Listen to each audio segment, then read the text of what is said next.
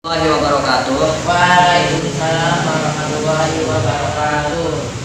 Alhamdulillah, gimana kabarnya anak-anak? Alhamdulillah baik. Di sini siapa ketua kelasnya? Ya, silahkan ketua kelas dipimpin. Siap. Siap. Sebelum mulai pelajaran hari ini ya, alangkah baiknya kita berdoa menurut kepercayaan dan agamanya masing-masing. Berdoa selesai. Memberi salam. Assalamualaikum warahmatullahi wabarakatuh. Waalaikumsalam warahmatullahi wabarakatuh. Sebelum kita masuk ke materi, Bapak absen dulu ya. Muhammad Eka Setiawan, Iya. Muhammad Fadli Akbar, Iya. Muhammad Akbar. Hadir. Ya, semuanya hadir ya. Materi kali ini kita akan masuk ke dalam materi adab terhadap orang tua. Ada yang tahu sebelumnya apa itu adab terhadap orang tua? Silahkan coba. Kayak kita ngapain sama orang tua, terus nggak boleh ngomong kasar kayak sebagainya. Ya, betul. Betul. Nah, di sini saya akan membawakan materi adab terhadap orang tua berdasarkan dan menurut Imam Al-Ghazali ya, menurut Imam Al-Ghazali. Yang pertama, di sini seorang anak harus mendengarkan kata-kata orang tua ya. Nanti kita tulis di sini. Yang pertama, seorang anak mendengarkan kata-kata orang tua. Seperti apa contohnya? Apabila dia dinasehatin, dia mendengarkan, begitu ya. Kemudian yang kedua itu, seorang anak harus memiliki sopan santun kepada orang tua. Nah, contohnya tadi seperti yang tadi Eka bilang, bahwasanya seorang anak harus memiliki sopan santun. Apabila kita disuruh, kita harus mengikuti perintah mereka. Jangan sampai kita mengatakan atau menolaknya. Yang mana kalau kita menolak membuat hati orang tua kita terluka. Nah, itu menjadikan sebab murkanya Allah Ta'ala. Kemudian yang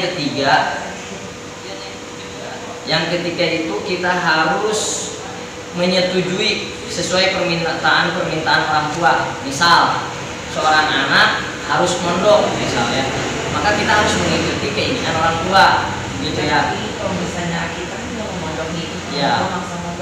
maksudnya kayak kita benar-benar mau ngomong tuh sama Nah, orang tua memerintahkan anaknya berdasarkan apa? Berdasarkan keinginan orang tua agar anaknya menjadi lebih baik, gitu ya.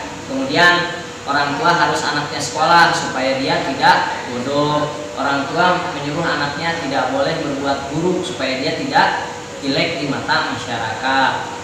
Nah, kemudian yang keempat itu penuhi panggilan orang tua ya. Jadi memenuhi panggilan orang tua itu pernah dicontohkan oleh Imam Ghazali dulu. Beliau sedang sholat, begitu dengar suara orang tuanya, dia membatalkan sholatnya dan segera menghampiri orang tuanya. Nah, jadi di sini maknanya apabila kita mendengar orang tua memanggil, lagi apapun kita tinggalkan, kita penuhi panggilan orang tua. Karena apa? Surga kita berada di telapak kaki ibu. Nah, kemudian yang kelima, merendah kepada orang tua dengan penuh kasih sayang, tidak menyusahkan dan tidak memaksakan. Di sini yang kelima ini, seorang anak harus melihat keadaan ekonomi keluarga. Jangan sampai kita meminta sesuatu di luar kesanggupan orang tua. Nah, kemudian dengan penuh kasih sayang apa? Kita harus patuh, hormat, taat. Artinya kita kepada orang tua tidak bisa dipisahkan dengan hal yang tadi. Selama kita bergaul kemanapun, berperilaku apapun, kita tidak boleh menjelek-jelekan nama orang tua kita, apalagi mencela, gitu ya. Nah, kemudian yang keenam, tidak boleh seorang anak membuat capek orang tua, nyusahin, nggak boleh ya kalau kita membuat orang tua kita susah. Contoh HP hilang, langsung minta dan di hari itu harus ada, itu nggak boleh ya. Karena apa? Itu di luar kesanggupan orang tua kita. Nah, oleh karena itu seorang anak dianjurkan tidak memaksakan kehendak. Apabila orang tua kita tidak sanggup, maka kita katakan iya bu atau iya pak, nanti aja, nunggu ada, gitu ya.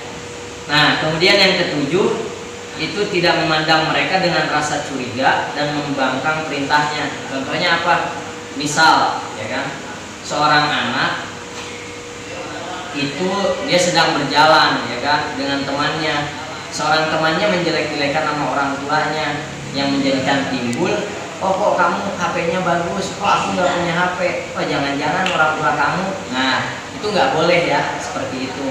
Nah, kemudian dari yang ketujuh ini merupakan adab ya seorang anak kepada orang tua, yang mana ke depan kita harus mengedepankan adab untuk membuat orang tua kita bangga. Nah, dari materi kali ini ada yang ingin ditanyakan atau memang sudah cukup jelas? Ya, terima kasih kalau sudah cukup jelas. Sebelumnya kita review. Tadi yang pertama apa? Materi kali ini sudah cukup jelas ya anak-anak. Bapak akan mengulang sekali lagi. Coba sebutkan tadi 7 adab terhadap orang tua. Yang pertama, mendengarkan nasihat orang tua. betul, apresiasi Pak TK. Kedua, Kedua, sopan santun terhadap orang tua. nah bagus. Ahiu. Yang ketiga, Mengikuti perintah orang tua. yeay. Yeay. Ya, Bapak rasa kalian sudah cukup mengerti yang mana ilmu kali ini dapat diaplikasikan dalam kehidupan sehari-hari. Bapak ucapkan terima kasih untuk kalian semua. Insya Allah materi yang akan datang kita akan belajar tentang adab menuntut ilmu. Demikian materi yang dapat Bapak sampaikan, kurang lebihnya mohon maaf. Assalamualaikum warahmatullahi wabarakatuh. Waalaikumsalam warahmatullahi wabarakatuh.